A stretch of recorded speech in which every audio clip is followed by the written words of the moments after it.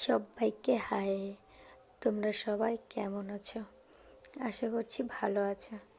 আমিও খুব ভালো আছি তোমাদের আশীর্বাদে। তো সরস্বতী পুজো উপলক্ষে হচ্ছে বাড়িতে লুচি আর খেজুরের গুড় দিয়ে সুজি। তোমরা সবাই কে কে ভালোবাসো? আমার তো বেশ ভালোই লেগেছিল। তো এদিকে আমি লোয়া কাটছি, ময়দা আগে থেকে মাখা ছিল। এখানে লোয়া কাটছি আর হাসছি, কারণ পাশে একটা ছোট্ট কুত্তার বাচ্চা বসে আছে। তো তোমাদেরকে একটু দেখাই।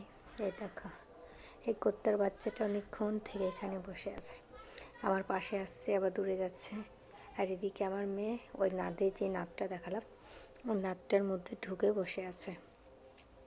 আর এই কুত্তার বাচ্চাটাকে আমি আমার কাছে ডাকছি আয় আয় বলে। তো কুত্তার বাচ্চাটা আসলো, তাকে একটু ময়দা দিলাম খেতে, সে ময়দাটা খেয়ে নিয়েছে।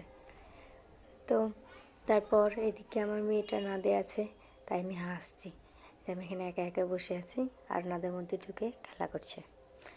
তো এখানে তোমরা তো সবাই সরস্বতী পুজো করে নিয়েছ, সরস্বতী পুজো করতে গেছ, আমার যাওয়া হয়নি। আর এদিকে দেখো, আমার দুই শাশুড়ি মিলে আমাকে লুচি বেলে দিচ্ছে, আর আমি এদিকে সেই লুচিগুলোকে শেখার ব্যবস্থা করে আছি। তো তোমরা সবাই কে কে সরস্বতী পুজো ঘুরতে গেছো আমাকে একটু কমেন্টে বলবে, আর আমার মতো কে কে যেতে পারোনি একটু তারাও বলবে। আর এদিকে দেখো আমি লুচিগুলোকে শিখছি, আর আমাদের যা হয় মানে আঁকাতেই হয়। তো এইদিকে দেখো আমি লুচিগুলো শিখছি, আর ওইদিকে আমার মেয়েটা একা একা খেলা করছে আর আমার সাথে বক বক করছে। তো আমার মেয়েটাকে ঘুরতে নিয়ে গেছিলো তার কাকু, আমি তো নিয়ে যেতে পারিনি। তো অনেক দিন পর তোমাদেরকে ভিডিও দিচ্ছি, প্রায় অনেক দিন পরে। ভাবি ডেলি ডেলি একটা করে ব্লগ দেবো, সে তো হয়ে ওঠে না। আর এইদিকে দেখো আমি কত সুন্দর ফুলকো ফুলকো লুচিগুলো ভেজে নিয়েছি, তোমাদের অবশ্যই লোভ লাগছে। তো আর এই কটা লুচি ভাজতে আছে, তো এই কটা ভেজে নেবো। আর আমি এখানে দেখো বসে আছি, আর আমার মেয়েটা একা একা খেলা করছে আর আমার সাথে কথা বলছে।